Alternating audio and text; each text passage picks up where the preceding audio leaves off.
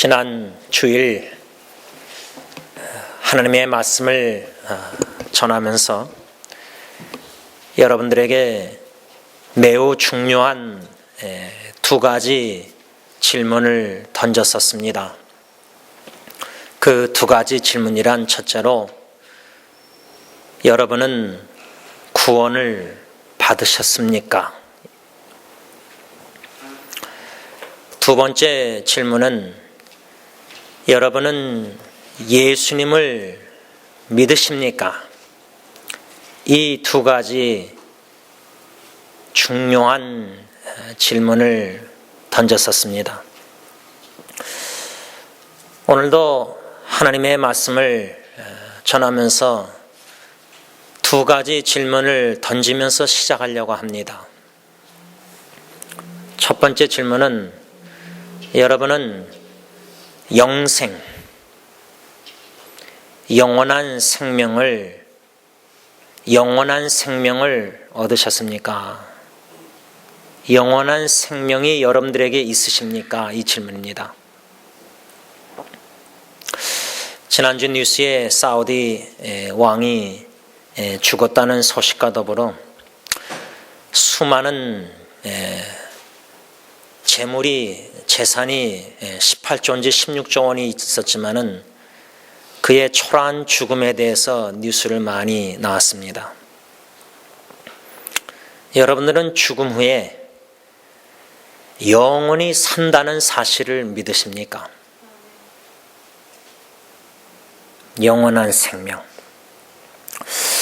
두 번째 중요한 질문은 여러분은 영원한 생명이 있다면은 영원한 생명을 가진 자답게 이 땅에서 살아가고 계십니까?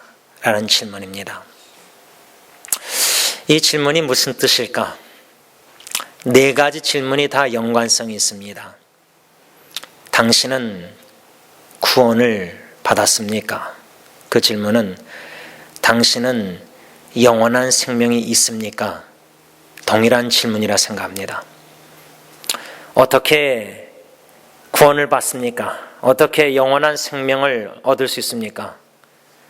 예수 그리스도를 믿음으로 말미암아 구원받고 이미 예수 그리스도를 믿는 자는 영원한 생명이 너희 안에 있음을 알게 하노라.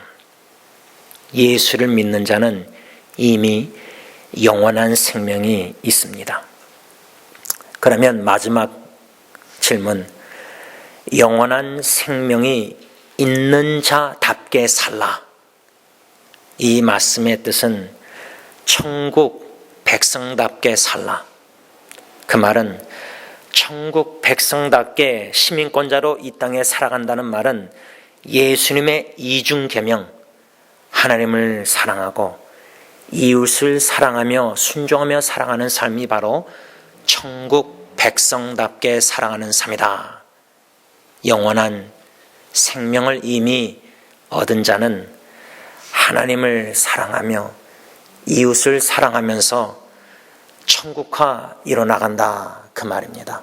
이것이 바로 지난 주일 구원을 이루라. 이 사도 바울의 이 말씀의 뜻입니다. 저는 오늘 마지막으로 그러면 구체적으로 천국 백성답게 살아가는 삶은 어떤 삶인가? 다시 말하면 영원한 생명을 이미 얻은 자로서 영원한 생명을 가진 자답게 이 땅에서 살아가는 삶은 어떻게 사는 것인가? 하나님을 사랑하고 이웃을 사랑하라고 말씀하셨는데 지금 사도 바울은 빌립보 교회의 그 상황을 염두에 두고 구원을 이루라. 예수를 믿어 이미 구원을 받은 자로서 이미 영원한 생명을 받은 자들로서 영원한 생명을 받은 자답게 하나님을 사랑하고 이웃을 사랑하며 살라. 왜 그렇게 하나님을 사랑하고 이웃을 사랑하라고 말씀하고 있는가? 그 교회 안에 다툼, 허영심, 한마음을 품지 못한 삶. 다시 말하면 교회가 사랑의 교회로서 부족했기 때문입니다. 그런 교회에게 편지를 써내려가면서 구원을 이루라, 영원한 생명을 얻은 자답게 살라, 천국 백성답게 살라, 하나님을 사랑하면서 이웃을 사랑하면서 살라, 구체적으로 어떻게 서로 사랑하며 살라고 사도 바울은 말하고 있는가? 세 가지로 교훈을 받고자 합니다. 14절을 보시기 바랍니다. 2장 14절 다 같이 읽습니다. 시작. 모든 일을 원망과 시비가 없이 하라. 현대인의 성경은 이 말씀을 어떻게 번역했냐면, 무슨 일이든지 불평이나 다툼으로 하지 마십시오.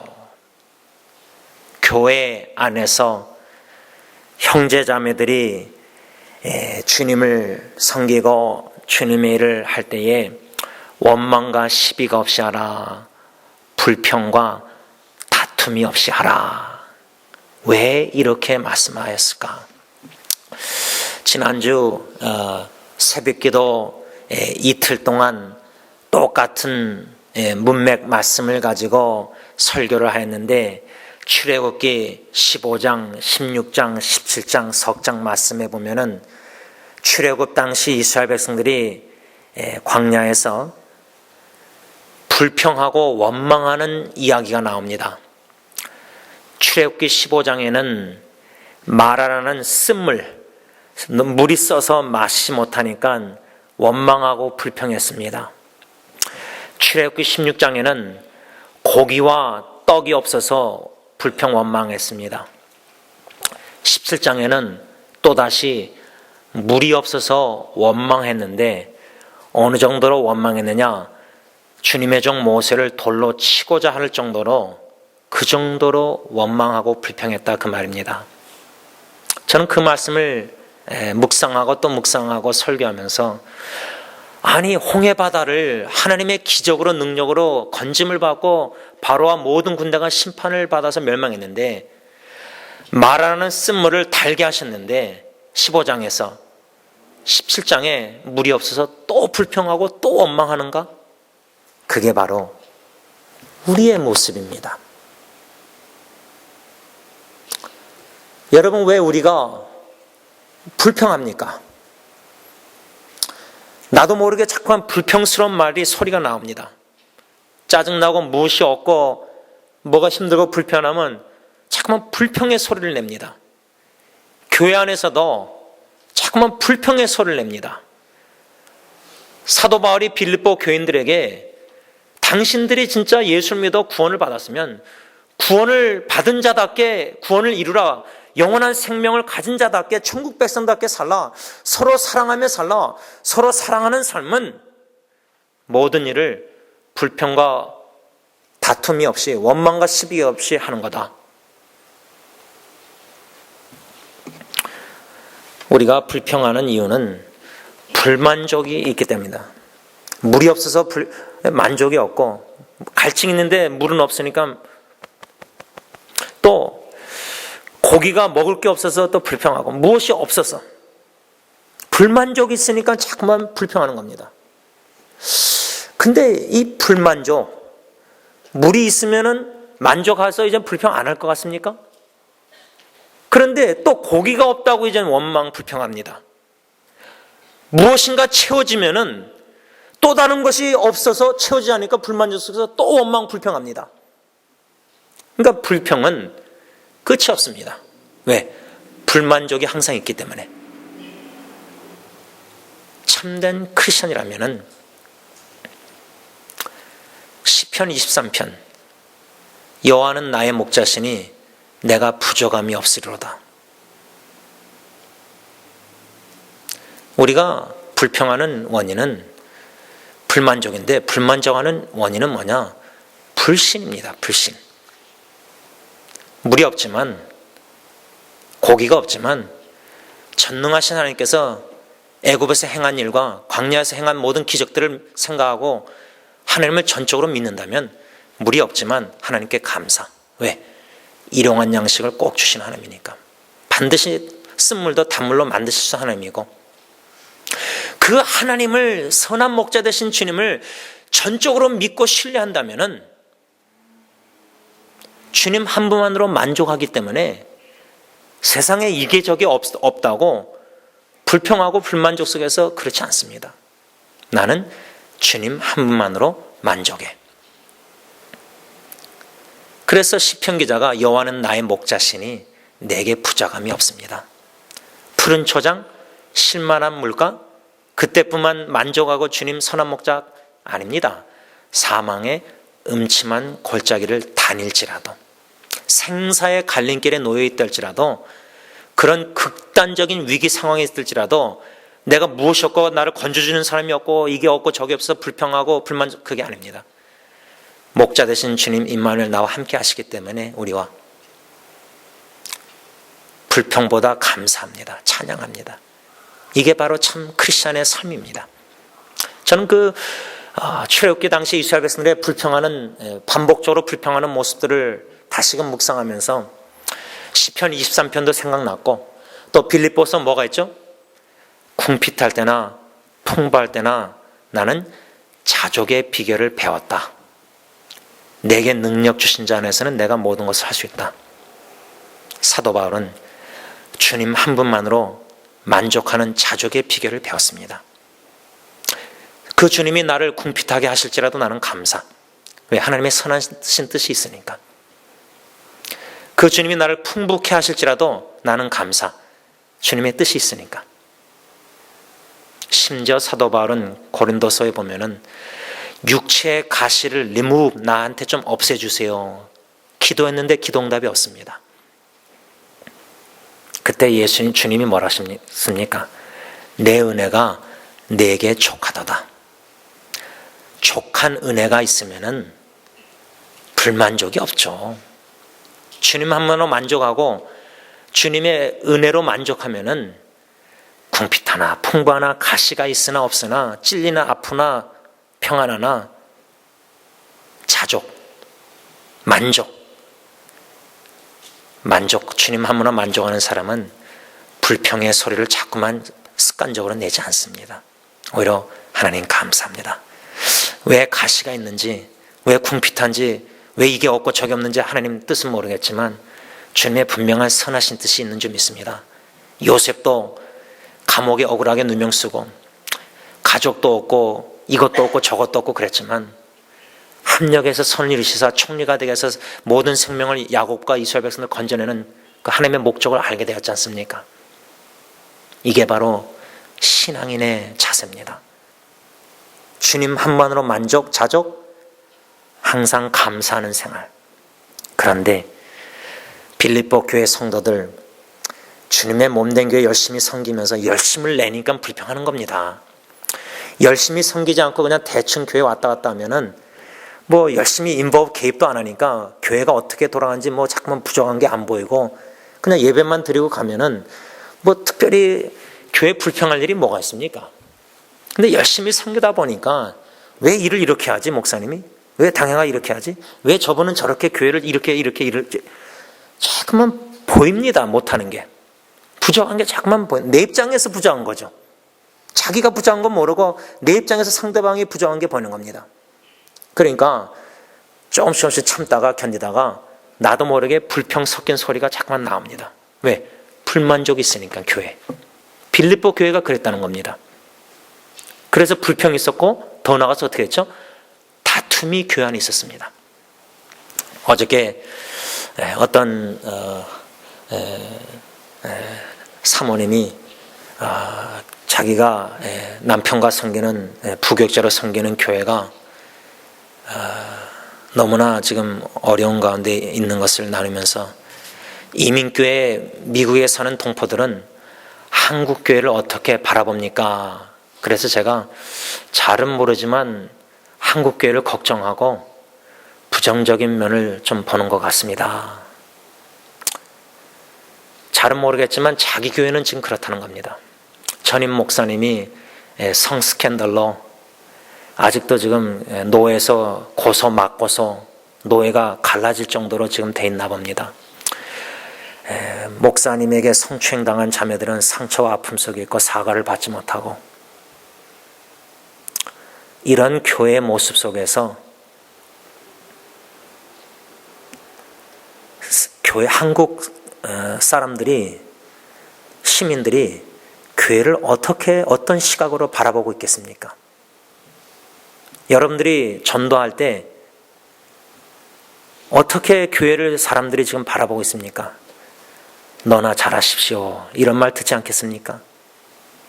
빌립보 교회가 어느 면으로 보면 그랬다 저는 생각합니다. 다시 말하면 복음에 합당한 본이 되는 공동체 삶을 살지 못했습니다. 그런 가운데서 복음을 전한다 한들 복음의 소리를 듣는 불신자들이 뭐라고 말하겠습니까? 당신 교회나 잘하십시오, 이겁니다. 그래서 사도 바울은 모든 일을 원망과 시비가 없이 하라, 불평이나 다툼으로 하지 말라. 헨리 나웬이라는 신부님이 쓴 책 중에 삶의 영성이라, 거기 보면 이런 글이 있습니다. 코테이션합니다. 원망은 우리를 실패나 실망에 집착하게 하며 삶에 찾아오는 상실에 대해 불평하게 한다. 이해가 되십니까? 저는 이 공감이 참 많이 됩니다. 원망, 불평하는 내 자신을 바라볼 때 어디에 집착하는가? 실패와 실망입니다. 상처와 아픔입니다. 무엇이 없다, 있는 것보다 없는 것에 집착합니다. 그러니 상실, 뭔가 잃어버린 이것에 집착하다 보니까 자꾸만 불평하고 불만족스러워서 원망하고 그런 겁니다. 제가 2009년 7월 달에 신명기 1장 27절 이번 설교 준비하면서 원망, 불평에 대한 글을 쓴 글이 있어서 다시 읽어봤습니다. 그 신명기 1장 27절의 말씀은 이렇습니다. 장막 중에서 원망하여 이르기를 여호와께서 우리를 미워하시는 거로 아모리 족속의 손에 붙여 멸하시려고 우리를 애굽 땅에서 인도하여 내셨도다. 여러분, 이스라엘 백성들처럼 출애굽 당시 이스라엘 백성처럼 하나님을 원망하고 불평할 때 어느 정도로 하나님이 원망스러운가, 하나님께 화가 나는가? 하나님 나를 미워하신다. 하나님이 나를 사랑하신다면 이럴 수가 없지. 이번에 의정부에서 불이 나서 죽은 사람들 중에 20대 초반 미혼모가 5살짜리 난 아이를 품에 안고, 아이는 화상을 거의 입지 않고 살았지만 미혼모는 2주 동안 병원에 있다가 결국 죽었습니다. 고아입니다. 고아로 자라난 20대 초반 미혼모가 자기 자식을 살려고 품에 안고 있다가 자기는 결국 죽임당하고 아이가 다시금 고아가 된 겁니다. 이 고아 여자가 이 아이를 살리고 그 아이도 이제 고아가 된 겁니다. 그래서 의정부에서 치료비를 다 낸다 이렇게 뉴스를 봤는데, 이런 뉴스를 우리가 들을 때 그만 아닐지라도 나 자신의 인생이 그 정도로 참 비참하고 참 눈물과 아픔과 상처, 뭔가 이런 자신의 모습을 볼 때, 또 피해의식을 갖게 될 때, 갖고 있을 때, 나의 삶이 처량해 보일 때, 나는 참 여태까지 예수님을 믿고 특별히 다른 큰 죄를 범하지 않고 주님만 위해 산다고 이렇게 사는데 왜 하나님은 나에게 이런 것도 안 주시고 저런 것도 안 주시고, 뭔가 하나님의 사랑을 깊이 체험을 못할 때, 특별히 고난과 고통 중에 있을 때 그 하나님의 사랑을 못 느낄 때 하나님을 충분히 원망하는데, 어느 정도로 원망하냐? 하나님이 나를 사랑 안 하신다. 하나님이 나를 사랑 안 하시는가 봐. 이런 이야기를 제가 듣습니다. 상담하다 보면 하나님이 저를 사랑 안 하신 것 같아요. 그렇게 얘기합니다. 사랑의 확인을 받고 싶은데 그 사랑을 확인을 못 받고 못 느끼는 겁니다. 이런 마음 영적 상태에서는 충분히 하나님이 원망스럽고 화가 나고 하나님께 불평할 수가 있습니다. 그런데 이 불평의 원인이 뭐냐? 신명기 1장 32절 보면 이 일에 너희가 너희 하나님 여호와를 믿지 아니하였도다 이겁니다. 이스라엘 백성들이 왜 하나님을 그 정도로 원망했는가? 하나님이 우리를 미워하신다. 애굽에서 건져내신 이유가 아모리 손에 붙여서 우리를 멸망시키시려고 건져내셨다. 이게 논리적으로 말이 됩니까? 우리의 불만족 속에서 불평하는 소리를 잘 들어보면요, 성경에 논리적으로 생각할 때, 객관적으로 할 때 논리적인 게 아닙니다. 말도 안 되는 소리를 하는 겁니다. 근데 그게 우리가 익숙합니다. 하나님의 성경 말씀의 믿음의 관점으로 볼 때 우리의 불평의 소리가 결코 하나님 보시기엔 논리적인 합당한 불평의 원망의 소리가 아닙니다.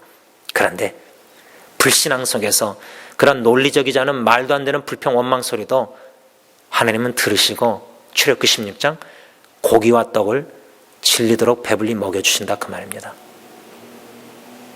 이 하나님, 이 아버지의 마음을 저와 여러분들이 느끼십니까? 그 사랑을 느끼십니까? 빌립보 교회의 원망과 불평과 다툼, 시비, 그 원인은 2장 3절의 허영심, 교회 안에서 하나님의 영광을 추구하기보다 내 이름 석자가 사람들에게 높임을 받고 칭찬을 받고 영광을 받아 누리려고 하면은 반드시 불만족 속에서 불평과 시비와 다툼이 일어납니다. 명심하시기 바랍니다.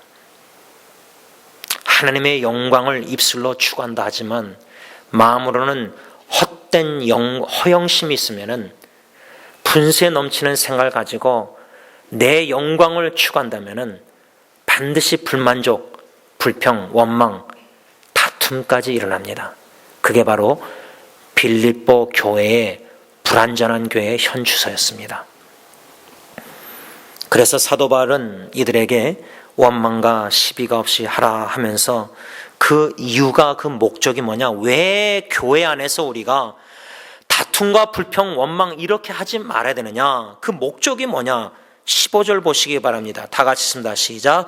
이는 너희가 흠이 없고 순전하여 어그러지고 거르쓰는 세대 가운데 하나님의 흠없는 자녀로 세상에서 그들 가운데 빛들로 나타내며. 여러분, 지금 우리가 살고 있는 이 시대는 삐뚤어지고 잘못된 세대입니다. 어그러지고 거스르는 세대입니다. 그런데 문제는 뭐냐? 삐뚤어지고 잘못된 이 세상의 세대에 살아가는 교회가 교회도 삐뚤어졌다 그 말입니다. 교회도 잘못됐다는 겁니다. 잘못된 세대에, 삐뚤어진 세대에 사는 교회가 빛을 발하기 위해서는 삐뚤어진 생각을 버리고 잘못된 모든 행동과 죄를 벗어버리고 바른 생각, 바른 자세, 바른 믿음, 바른 신앙관을 가지고 올바르게 살아드려야 되는데 그러지 못하니까 교회가 어그러지고 삐뚤어지고 거스른 세대에, 잘못된 세대에 빛을 발하고 있지 못하다. 그 구체적인 쌓인 증거가 어디 있느냐? 교회 안에 분쟁과 다툼이 너무 많습니다. 세상의 정치판에서 싸우는 거하고 노회에서 총회에서 목사님들이 모아서 멱살 잡고 싸우는 거하고 뭐가 다릅니까?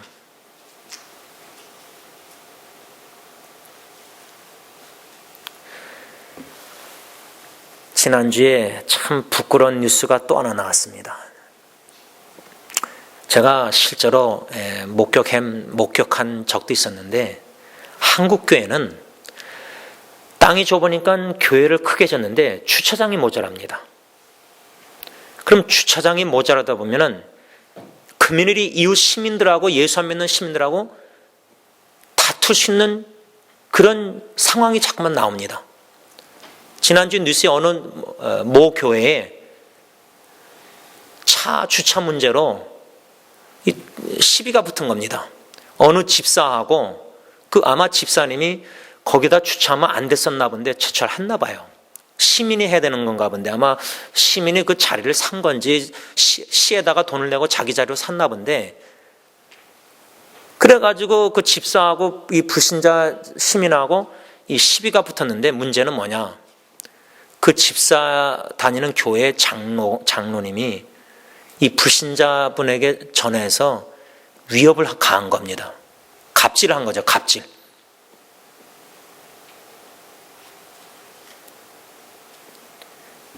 여러분 이게 말이 됩니까? 근데 실제로 저는 이런 것을 목격했습니다. 한국에서 사역할 때 한 집사님과 이웃과 시비가 붙었는데 이 집사님의 같은 교회 집사님이 길가에 나와가지고 왜 내 형님 건드리냐 하면서 소리 내는 걸 제가 들었습니다.